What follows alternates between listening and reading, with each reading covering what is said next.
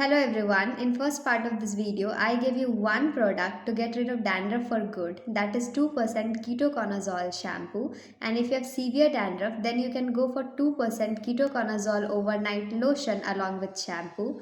In this video, I am going to tell you how to use this product effectively as these shampoos are usually costlier and rather less as compared to our regular shampoos. So I'll show you how to get maximum benefit of this product without overspending. The Ketoconazole shampoo I'm using is this one, but you can use any brand of 2% Ketoconazole shampoo of your choice.